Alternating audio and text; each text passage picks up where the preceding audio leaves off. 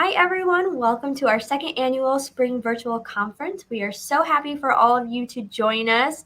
I am Rachel Altum, the online community manager for the Gypsy Nurse, and I just want to thank all of you for attending so far. If you haven't, go ahead and check it out in our on-demand events as well.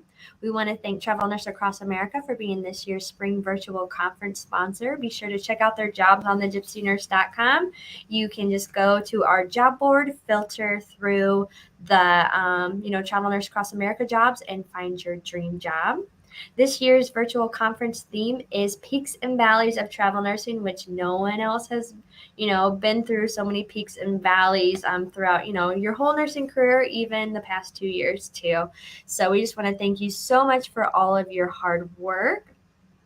We will be doing a giveaway every day for the conference. So we have one more day of giveaways. But if you, ask questions or interact in the comments, you'll be entered to win a $100 Amazon gift card or a $150 Amazon gift card. So there's going to be two winners for that.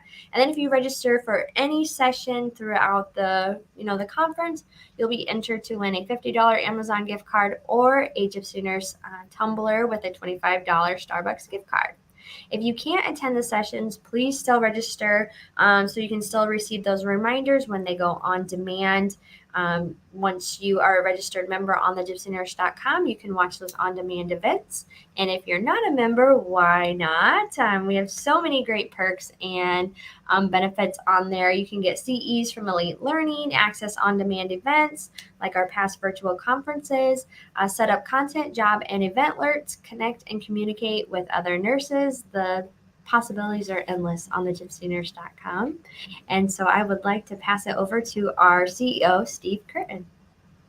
Hey, Rachel. Hey, Shannon. How you guys doing tonight? Great. How are you? All right. We're going to have some fun tonight. We've obviously had some fantastic sessions and obviously discussed some very serious topics, but I'm looking forward to having some fun tonight and having a little bit more of a more of a, I don't want to say upbeat, but just a little bit more fun, a little bit more smiles and those sorts of things with this session. So it's great to see you guys. I do want to confirm, Rachel, just one more time. I am not eligible to win any of those prizes, right? I can't get a backpack or anything like that, right? Definitely not. All right. It was Well, you were like a definitive no earlier today. Now it's like definitely no. So I guess I give up. I give up at this point. I won't ask anymore. So, but it's great to see you guys. Looking forward to this session. Couple of things from my perspective. Number one, I'd like to welcome everybody that's joining us tonight and those that have joined us throughout our sessions. It's been a fantastic conference so far. This is going to be a great session, and we wrap it up tomorrow with 3 more fantastic sessions. So, again, would like to welcome everybody to our spring virtual conference.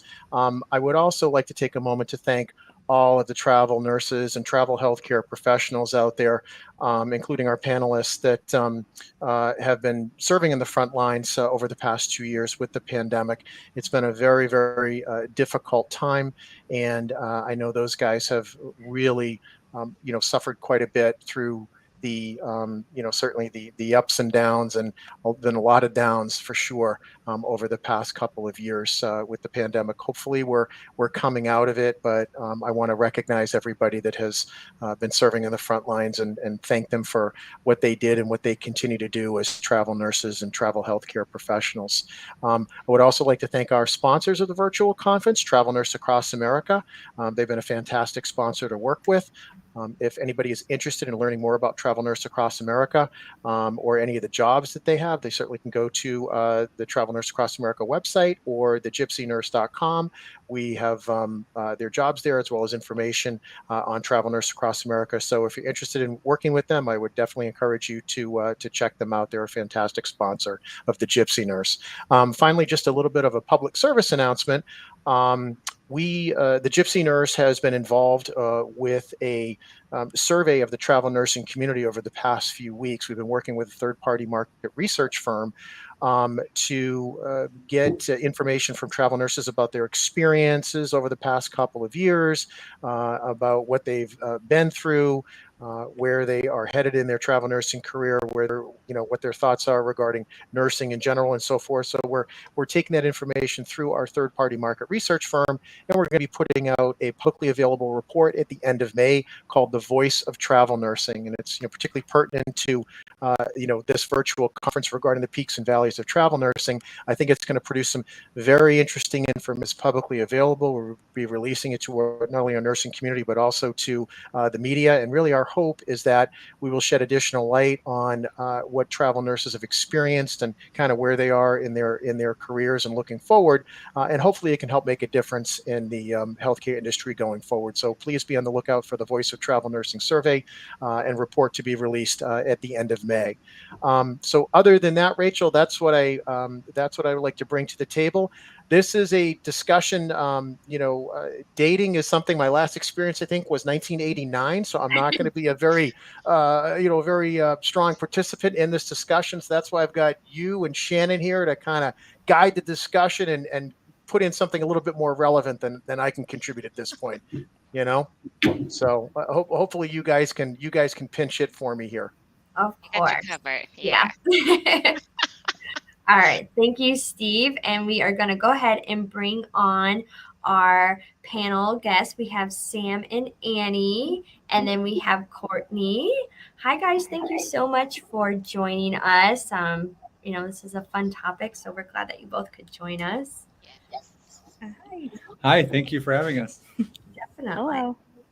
So let's get kind of started. I want everyone to kind of get to know who you are. Let's start with Courtney. Just kind of tell us who you are, what's your specialty, and how long you've been a travel nurse. So I'm Courtney. My specialty is ER and then PZR, and I've also done admin also. I've been traveling for about 5 years now. I've gone all over the country. California is probably my favorite. Nantucket also was a blast too.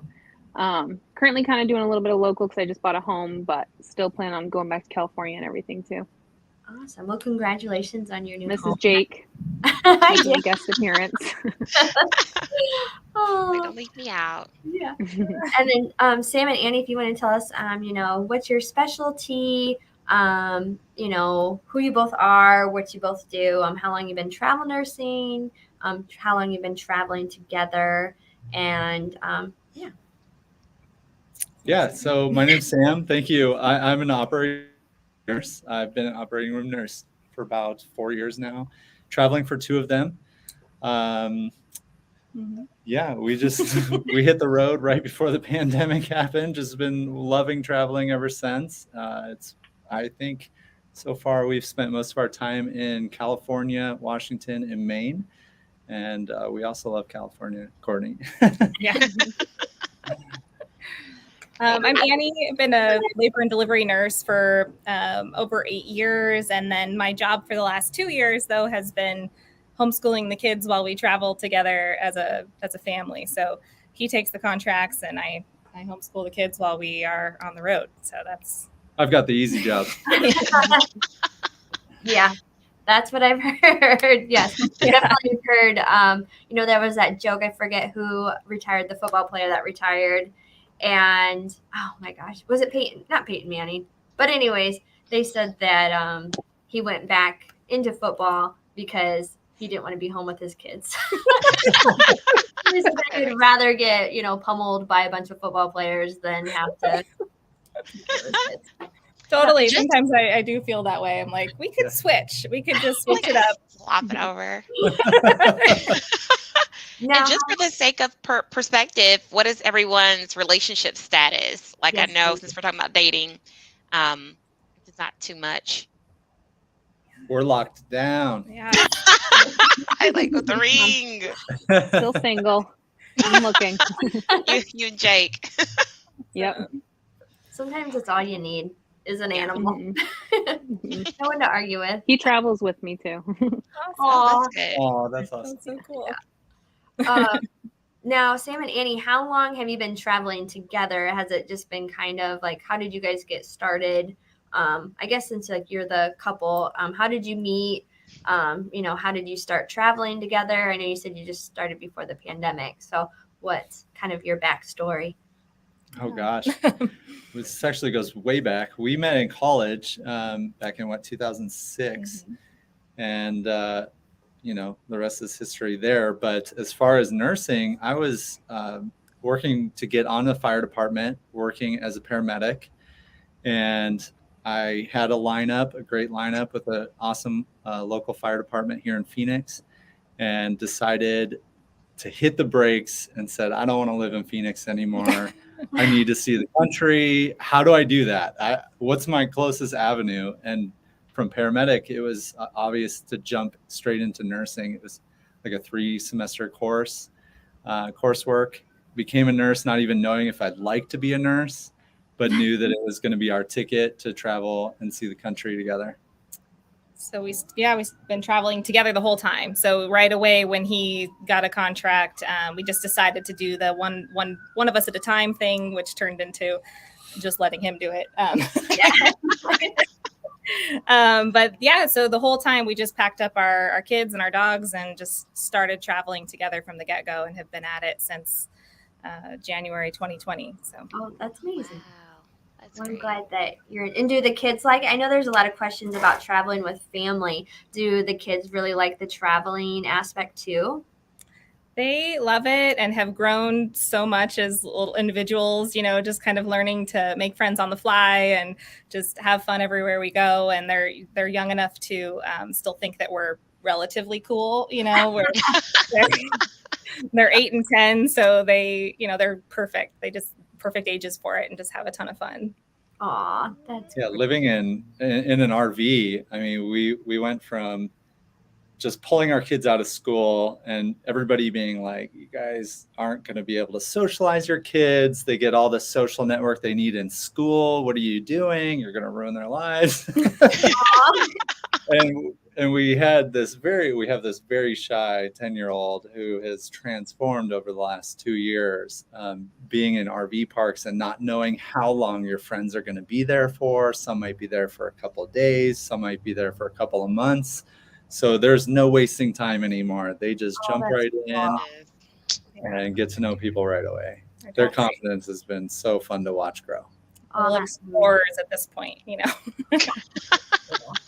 Yeah, so we get tons and tons of questions in the network group on Facebook asking, about traveling with children, and it's good. So anybody that is considering it, sounds like it's a great life choice. Awesome. Yeah, this is, we got one opportunity to spend time with our kids, right? So this is a perfect way to take it full advantage. Yeah. And then someone asked, they said, how old were your kids when you started traveling? 6 and 8. 6 and 8. Okay. So that's a fun age. Yeah. We pulled them out of kindergarten and 2nd grade and just went for it. Aw, that's amazing. Not turning back. Are you both from traveling families, like military, or was this culture hard to adapt to when you hit the road, or was it just like, cut ties, let's go? We were ready. We were ready. Yeah. We had done an overseas trip to Europe when we were dating. And we both decided that we just really loved traveling. Yeah.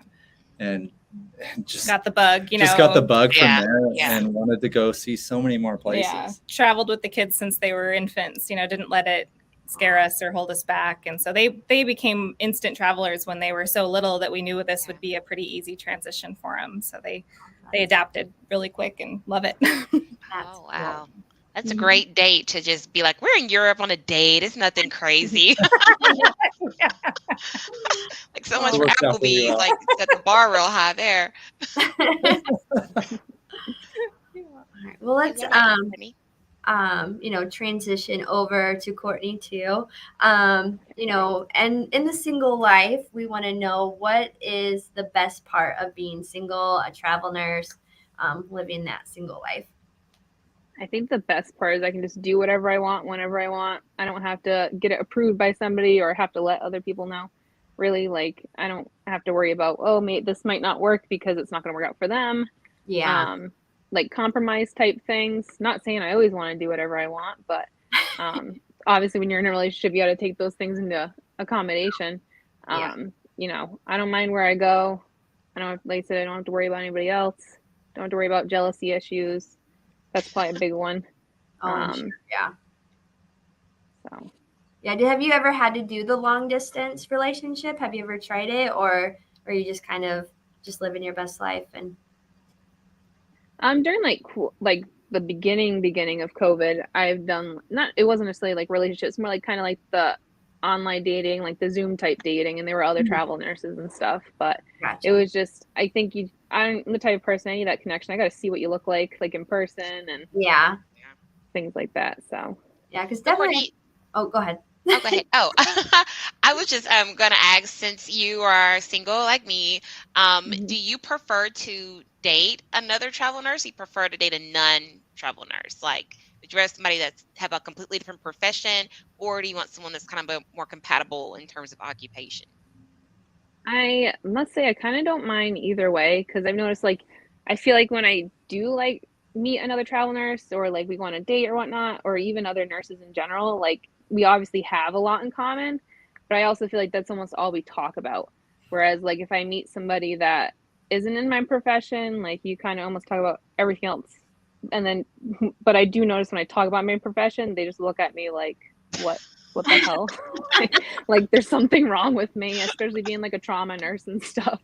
Oh, And the humor sometimes that comes with nursing. Sometimes I have to keep my mouth shut, but Yeah. I don't mind it either way. I'm usually pretty open to meeting anybody. I would be nice to meet another travel nurse, because so I can continue to travel.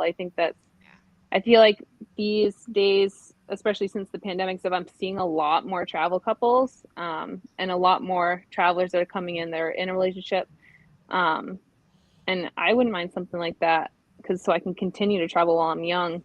Um, so and I think too. find out where we want to live, or Yeah. With the pandemic, like it was completely unfortunate, but a lot of people started working more remote too. So it might be, you might have a bigger pool now. Yeah. That like, do you work from home? That'll be like that can be on your checklist. Like, do you work from home? Check.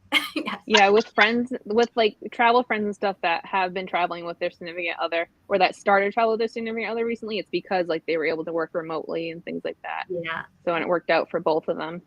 That's good. Now, would Yeah. you ever be like willing to stay in one spot if you met the right person? Like, say they weren't a traveler, would you be able to like stay home with them? Yeah, I mean, I think ultimately that's my goal with my dating life in general. Not necessarily trying to find someone tomorrow to settle down. Like I just bought a home in Massachusetts here, so not necessarily saying though I'm going to live here forever. Wanted to invest my money instead of paying rent somewhere, and have a home of my own. So I would totally. I mean, Massachusetts. I've been here my whole life, 31 years. I would have no problem packing up and moving somewhere else. That was kind of. I was hoping every time I went to California, I would find somebody, so I had a reason to move to Southern California. Someone to pay half the mortgage with, but it never worked out. But that's okay. Everything happens for a reason. So definitely, and it'll all work out. You'll get there soon enough. I'm gonna jump back over to Sam and Annie. What is the best part about being a travel couple?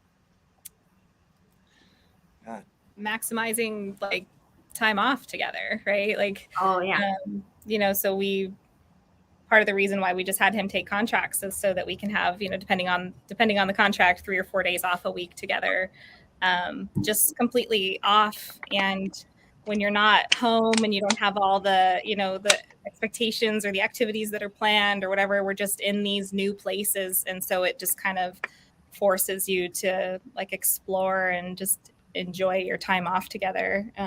So we feel like we've just been able to spend more like quality time together, because we're not busy with, whatever else is going on in life. That's great. Yeah. I want to touch on like financial stability, like just freeing up time when I don't know how nurses are paid in Massachusetts, but it's probably better than Arizona. Arizona's got to be one of the least paying full-time nursing gigs. Mm-hmm. And when we were here living permanently, we were both working full-time, or Annie was at least like part-time. And so we'd see each other maybe 1-2 times a week. Oh, wow. And juggle the kids. And now I'm able to support the whole family. She does a job as well and helps contribute, but we could live off my income alone. So that frees up just so much time with the family, which it's just been such a bonus. Yeah. Gotcha. Sure. I have a question on the flip side of that. Like when COVID hit and stress and tension was high, and you both being in the travel nursing industry, how do you guys like navigate that since you both are dealing with some of the same traumas and stress and then having to travel together and be together with the kids in RV? How did you guys manage to still keep that, flavor or romancing relationship with having and managing all of that stress during the COVID time? Yeah, Good that's a good question. Well, COVID was definitely a push for us to make sure that just one of us was in the hospital. With kids around and stuff, we just figured the least exposure, the better. We didn't know what was going on. We didn't know, it was so much fear, especially in the beginning of not knowing how to handle it. So we definitely just kind of pushed into making sure it was just him. But there was, it felt like there was nothing sexy when this first started. there was nothing. Yeah. I remember we were in San Francisco when COVID came crashing down, and this is our first travel contract right before COVID happened. And we just got so stressed out when this was coming in. The cruise ships were showing up with the people who were sick, and everything got really stressful at work. And here I come home from work, stripping in the hallway, running to the shower, just totally feeling infected every day. Not sexy at all. No. But we went to Spokane shortly after that, and we felt like we were in this amazing little bubble of isolation. And so, he had the hospital job, but then we were just, we were already so isolated just by choice. So COVID kind of, didn't feel like it changed too much. We already had the kids out of school. We were already in our motorhome. We were already kind of in this new place, nowhere near anybody. So we were just spending all of our time alone anyways. So that I think was manageable, Didn't feel like too life altering. And hats off to people like Courtney, the ER nurses, the ICU nurses, the floor nurses who really had to deal with COVID. I feel very sheltered in the operating room. We still get a few cases here and there, but hats off to you guys, because you guys are bearing the weight of this. Mm-hmm. Definitely. And we just had our long distance relationship guy come on here, so I'm going to add him up. Hi, John. Thanks for joining. Guys. So sorry. This hotel living is an adjustment for sure. So definitely had some technical difficulties. So sorry about that, y'all. Oh, no problem. Just happy you're here. We just introduced everybody. This is John. He has a long distance relationship. So we just kind of want to know who you are, what your specialty is, how long you've been a travel nurse, and how long you've been in a long distance relationship.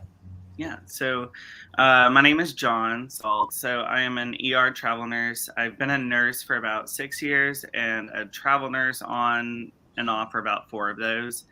I keep a per diem job at home in Tennessee, and sometimes I'll go back home and work for a couple days, weeks, or months, just depending on whenever I want to take a travel assignment. So it allows for a lot more freedom in that aspect, which is great. And I started dating my partner Blake about almost 2 years ago. It'll be 2 years next month. And we met while I was on what was supposed to be a 4-month assignment at the beginning of COVID in 2020. So I was supposed to go to Montana, and I had been to Wyoming before, and I loved out west. And so I really was excited to be able to go out to Missoula, Montana. And they were paying better than what the rates typically had been at that time before COVID. And my recruiter calls me and was like, before you accept this offer, just hear me out. There is an insane offer coming out of Boston. And I was like, she said, it's only 4 weeks, but you should try it out. So that 4 weeks turned into 6 months. And shortly after moving to Boston, I ended up meeting Blake, and we have been together ever since. He actually, the day after we became official, had to move back to Michigan for the rest of the summer. And the day that he moved back to Boston. Michigan's where he's from. But the day he moved back to Boston was the day I left Boston, was the day my contract ended. And so then we did long distance for a while, or we did long distance again. And then I retook an assignment in Boston at Mass Gen, where Courtney's at, and worked there for a couple months so that we could have a close distance relationship and build that. And then ever since then, we've been doing long distance. But come May, hopefully that long distance is going to come to an end.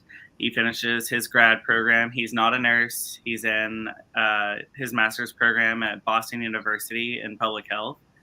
And so he'll finish that in May, and then we'll be able to travel together because his work will be able to be fully remote.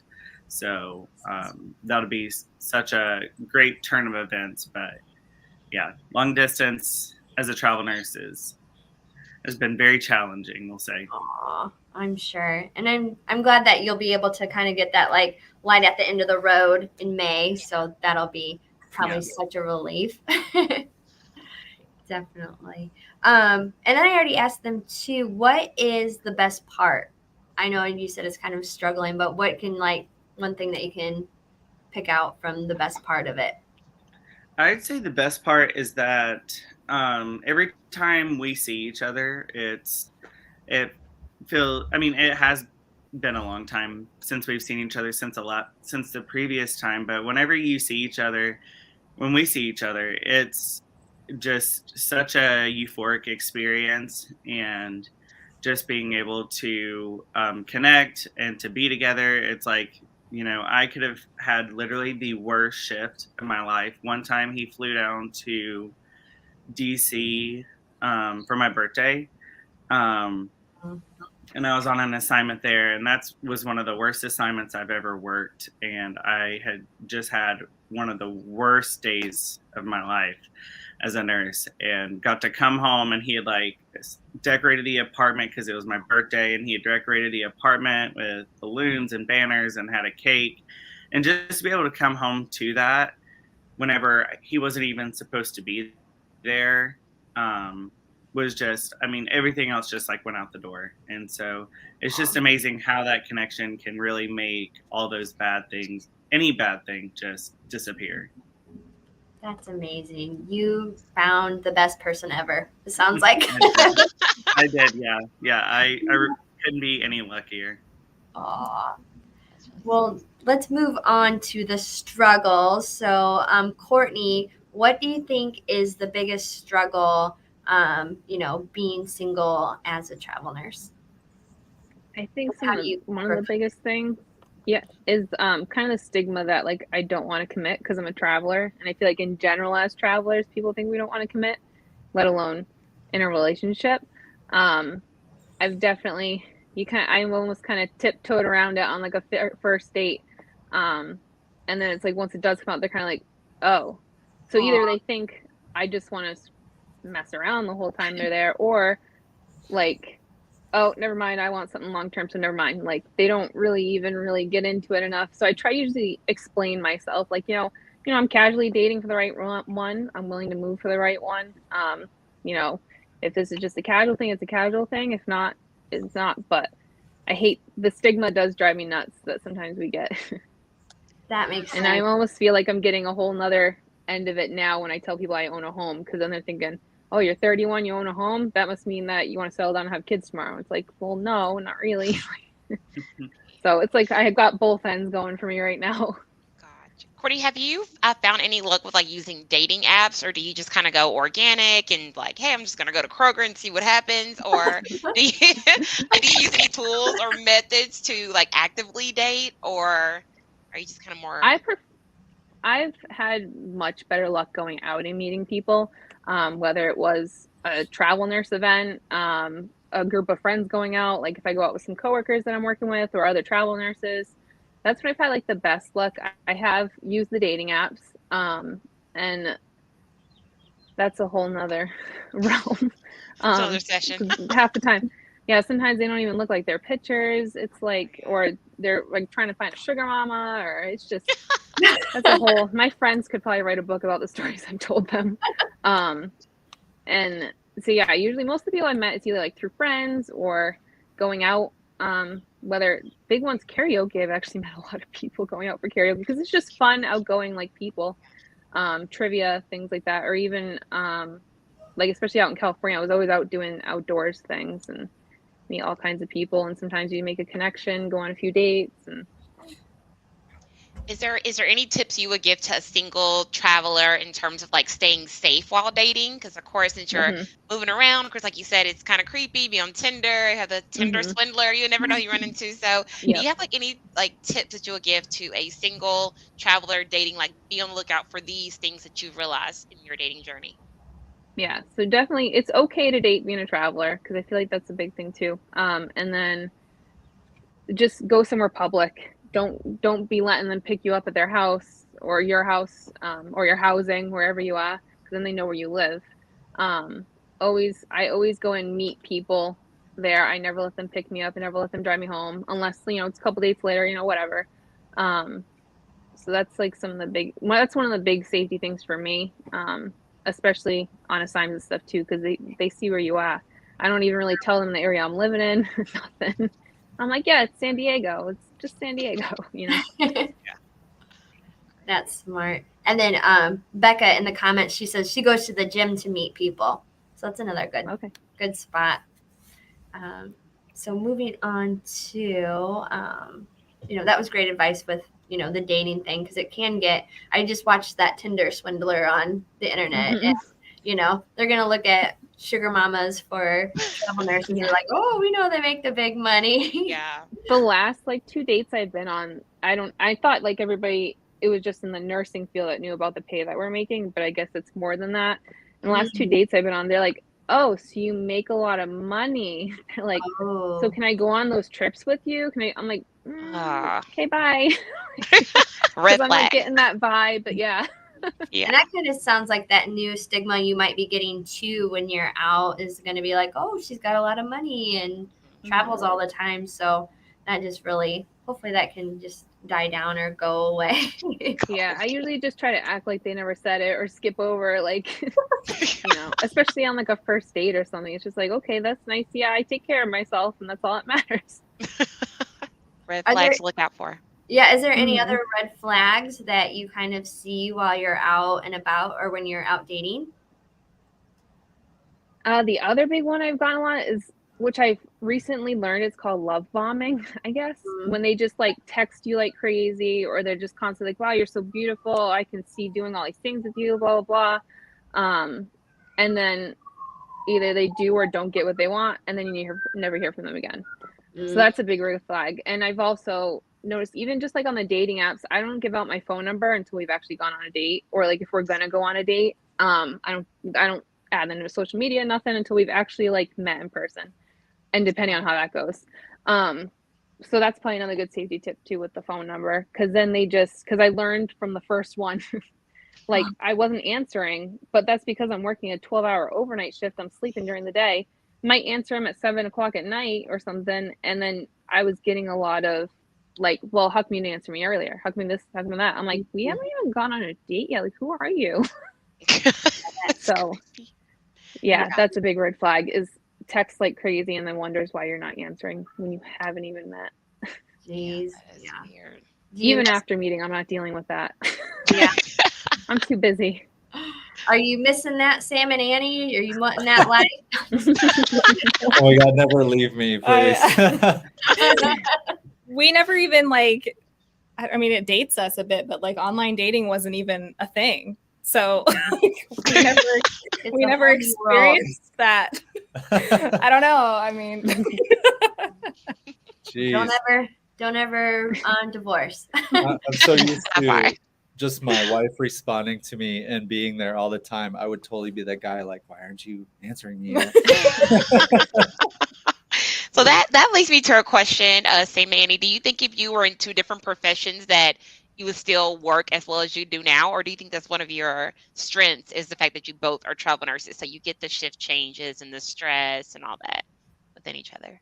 I think there's a huge understanding. Yeah. And the dinner table conversations, you know, like I don't have to censor myself and something gross happens at work or We're both totally whatever. into it, you know, Yeah. like it's Yeah.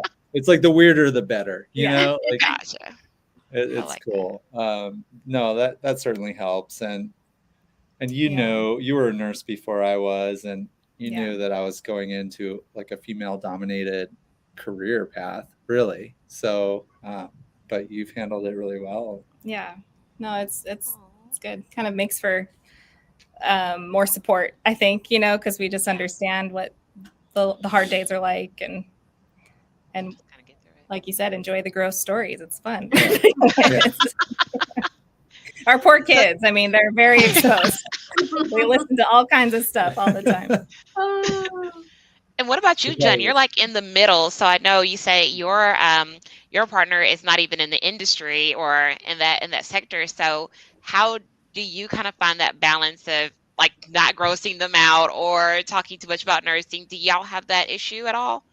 I think we probably had that issue in the beginning, because it's, you know, we work in a very stressful time, especially right now. I mean, I met Blake during COVID. So, I mean, that was when everything was just completely being turned on its head. And so it was very hard not to just like word vomit, like about work. And thankfully, he has worked in hospital settings before, like, but more in like the administrative side, because he does do public health. So he originally his undergraduate degree is in nonprofit management. So he has worked in some hospital settings. So he understands like my frustrations with management and things like that, which we all have. And but I really try to make it a point that, you know, not to talk too much shop. And I think one of the ways that we do that is can tie back to the question you asked earlier on what's one of the really good things about our long distance is that we just are constantly going on trips. So we will, if we're meeting up this month, like last month, we were going to meet up and he had his spring break. I scheduled my contract to have that week off to line up with his spring break. And we went to Montreal for the week.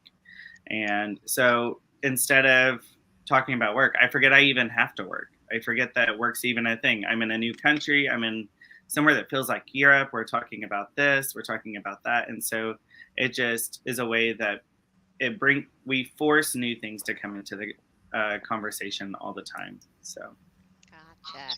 Man, you guys are setting the bar high for these dates. Like, I know Sammy said they went to Europe, you went to Montreal, and I'm over here just settling for like Chili's. So I need to really change my standards.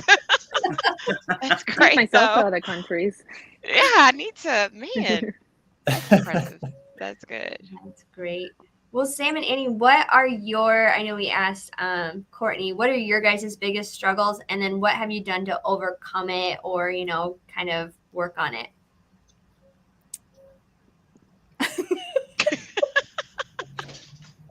Finding alone time is probably one of our biggest struggle. Like being in the motorhome alone That time makes sense. is really hard to come by. Also like traveling with kids, like who's going to babysit the kids? We don't have family nearby. I don't know who I can trust. We don't really get to date, right? Like we Yeah. don't really get to go out and, you know, just be alone, even as a couple or just alone ourselves, you know? So when we come to Phoenix, we're always like, how long is long enough to be hanging out with the family before we can be like, here's our kids, you know, we're going to go. But yeah, so I'd say just that, you know, finding the balance between enjoying all the family time, but also like not having a lot of time as a couple or as individuals. It's Definitely. So Yeah. what type of things do you guys do to keep everything kind of fresh and spicy? Just get in the RV and pick another country? Or is it like, like how do you keep it spicy? yeah. No, luckily we've had some family visit. Her parents have followed us to Maine, and also visit us in Washington and California. And so we are able to find a little bit of time to go be with each other and really just, we ended up talking about the kids anyways, but just having that time to clear our head and have those dates, it just really keeps it fresh. Yeah, we try. Yeah, as often as we can, we try to go out. I mean, on a regular basis, though, it's like, it's hard. It's super hard to make Put the it. kids to bed. Yeah, you know, Wow. Have a beer. go sit by the campfire. It's super Yeah. spicy. Spicy. I love it. Now, John, what is your biggest struggle with the long distance? I know you probably have a long list of, everything. And how do you guys overcome that? So obviously the hardest part is the long distance, is the coming home, like how I described earlier with coming home that day and having a really terrible day and him being there, him not being here whenever I do come home. That really is like the hardest part, is that when I come home, like it's just me in this bed and it's just me in this apartment or wherever I'm at. I typically don't have roommates. Whenever I travel, I try to have my own place so that I have my own space. Mm-hmm. In DC, I did have a roommate, so that was a little bit easier. But I think, the hardest part is just not having each other there, like at the end of the day. He just had a wisdom teeth removed a couple days ago, and I'm like, I can't go to the grocery store and get you soft foods and have them here for you when you get home. Like, so he had to, after he had that procedure, he had to go to Target, get all this stuff. He wasn't even able to go home yet. So it's just those things that we're not able to like do for each other. Those little acts of kindness and service that you want to do for each other. Just those small things that mean a lot. You can't. And so that has for sure been a struggle. And I think the ways that we overcome that is, we talk on the phone almost every single day, even if I wake up late for work and I'm like at the time clock swiping in, like I'll call just to like tell him goodnight, because I work overnight. So that makes it even harder because we're both sleeping while the other's up. So that's another huge struggle of that. But we try to FaceTime as much as we can. Netflix has a feature, or Chrome has a feature where you can do like a Netflix watch party. And so you can watch a movie together. You can start it. You can pause. Like if I had to pause it to go to the bathroom, it pauses his. There's like a little chat feature that you can use. So that's nice too. You gotta love technology. Yeah. I know. I didn't know about this. Now I'm gonna have a watch party by myself. So, John, I have a question. Like, I know we saw a few comments where people were like, "I can't do long term." I know at first I was one of those kind of people where I was really nervous. Is there some tips or things that, like, someone single that's probably on the fence about doing long term, that they should be like aware of or understanding? Like, any heads up tips that they should know going into a long term relationship? Absolutely. So I was 1000% one of those people that was like, I will never do long distance. I did it one time years ago, and it went really badly. And so I was like, I'm never doing this again. But then I became a travel nurse, and I realized I move every 3 months, and every 13 weeks I'm on to a new place. But then I learned I don't have to move every 3 months. You can almost always extend at a contract. I'm sure most of the places we've all been, they've utilized travelers 365 days a year. So they're almost always willing to keep you. And so that, as whenever I was going into dating in Boston, when I was on the dating apps, which, like Courtney said, can be a nightmare. I was on Tinder, I was on Bumble, and just using these dating apps, people automatically, the first thing, Courtney's probably experienced this too, is, oh, well, you're a travel nurse, so you're going to leave. Mm-hmm. And then they just want to shut you out and not even give you the chance. And so then you run into, do I even tell them I'm a travel nurse, or do I hold it off for 3 dates, or do I not tell them? When do I bring that up? And I always bring it up right away. But I always say I'm a travel nurse, but I can always stay a little bit. And I think, especially like our generation, I feel like is a very movable generation. Like I don't feel that people are so set in their roots as much as like I would say like our parents or grandparents' age. Like people are willing to move. People are willing to move to new cities, and so I say keeping an open mind is probably obviously the best tip, because you don't know what could happen.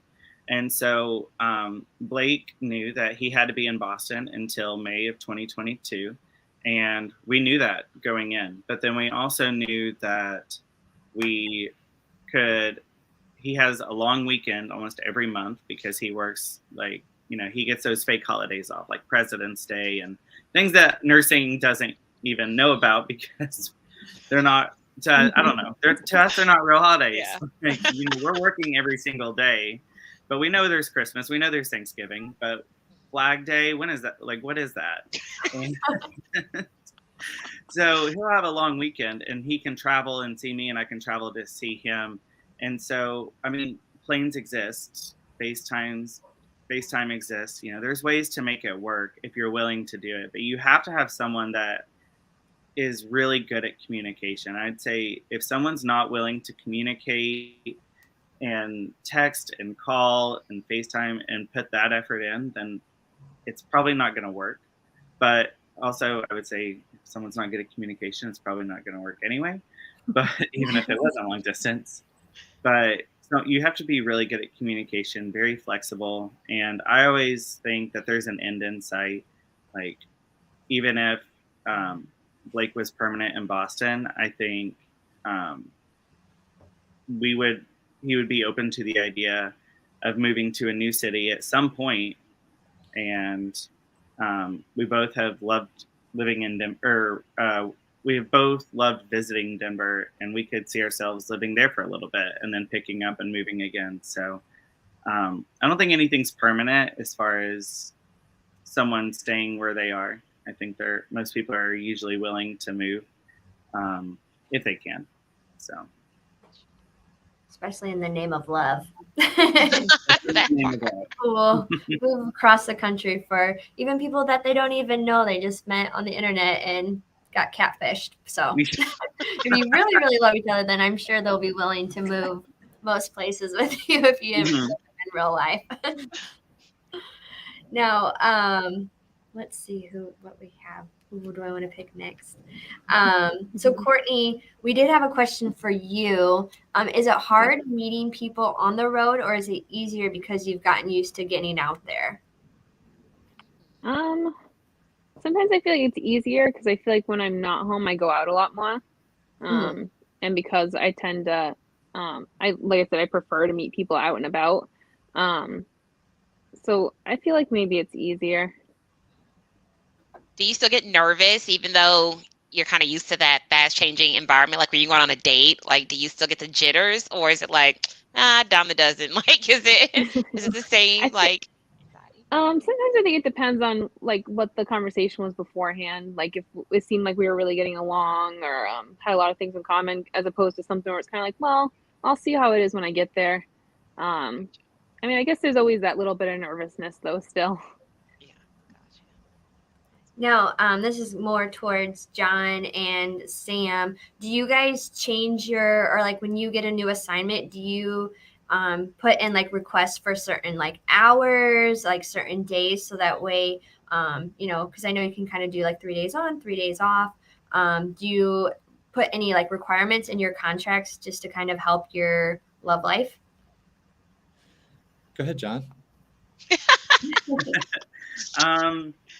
Yeah, every time I look at a contract, so for example, I'm trying to get one now in DC starting in June, which means July 4th is coming up. So Blake and I want to go to his family's in Michigan. So anytime I'm starting to look at a new contract, and I look at the time, and we sit down together and we say, okay, what are some weekends that you're going to have off? Like, what are some long weekends you're gonna have? Your birthday is July 25th. July 4th is happening. I put those in my contract. I've not had too much luck with hospitals wanting to give me block scheduling, which would make it a lot easier, especially it's just on me alone, especially on night shift. Night shift is horrible when it's one on, one off, one on, one off. But yeah, we always try to sit down and talk and plan out certain weekends where we can go and do things and travel. And then I put that in the contract, and I've not really had any pushback or issues. They're almost always willing to accommodate, because I'm not asking for an entire week off. That's the great thing about our job, is we only work 3 days a week typically. So I can work Sunday, Monday, Tuesday, and then Thursday, Friday, Saturday the next week, and not take any time, like actual time off. So I haven't had any issues with that. That's good. The one thing that differs from John and I's specialties is that the operating room offers multiple shift times. So 8 hours, 10 hours, and 12-hour shifts. So I do typically go for the 12-hour shifts. I want that extra day off. I know it's a little bit longer of a day, but I was used to it in the ICU. It's worth it so much more to have that extra day off. And what I like to do for when I schedule requested time off when I'm making that new contract, I try to request long weekends that still allow me to work my full shift. So that way it's no greater burden on the facility, but we still get lots of time off together. You've had luck with block scheduling too. Yeah. They seem, so far it's been really, most places have given him like a, not necessarily the exact same days, but at least knowing like you're probably going to do either Monday through Wednesday or Wednesday through Friday or something. So we end up with a decent chunk of time off in a row, which has been really nice. Oh, that is nice. That is good. Very nice. Well, we are almost finished. We have about 7 minutes left. So I just want to ask everybody's best advice. It's kind of my favorite thing to ask people. What's your best advice for traveling together? So you can kick it off, Sam and Annie. Don't wait, just go. I mean, we may only have this one life, and take your kids. Kids are super resilient, and they may hate you in the moment for pulling them out of their routine, but the new routines that you form are just so worth it. That's awesome. What about, did you have anything to add, Annie? No, I think he summed it up perfect. All right, cool. What about you, John? What would you give the best advice to the long distance daters? To long distance daters, I say be patient, because it's going to be hard, and there's going to be days when you want to quit just because it's hard, not because there's an issue with your partner. And I think that just realizing that those are two very different things. There's issues with the situation and issues with the partner. If there's issues with the partner, obviously that's different, but the long distance is just like a situation, and it can always come to an end. Be patient and just have very open communication about how you're feeling, because if you're not physically with your partner, that's one less way for them to see how you're feeling. Like, you don't have those body language cues that you can give off and whatever. So I think just being very open communicator. But I say don't be afraid of it. Just be willing to try it. Definitely. So just do it. All right, Courtney. What would you say your best advice for being single and dating? Just do it. Like kind of like everybody else has said. I know I've heard a lot of hesitancy from other travel nurses who are nervous to date while away on assignments because they feel like they're gonna have a lot of issues and everything. So go into the date, but obviously before you start dating, you want to know what you want in general. Do you want someone you want to marry tomorrow? Do you want something casual? Do you want someone just to get your needs met while you're away? It's important to know that, because then that way you're avoiding situationship type things if you do start getting involved with somebody. But it's okay to go out and date. It's okay to meet new people. Like I said, just know what you want and make sure they know. Good communication. Yeah, I think that's definitely key, knowing. Mm-hmm. Well, That's great thank- advice, Jason. Even for non-travel nurses, I've been over here taking notes. Like, okay, like Joe said, Netflix watch. I'm gonna do all this stuff. That's great advice. I like that. Well, thank you all so much. This hour went by so fast, and there's so much information that was shared. We thank you all so much, and good luck with everything. Hopefully, everything maintains. And Courtney, you find that Cali relationship.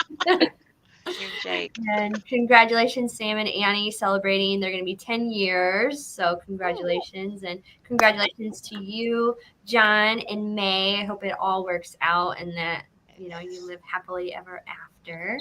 Thank you guys Thanks, so guys. much. All right.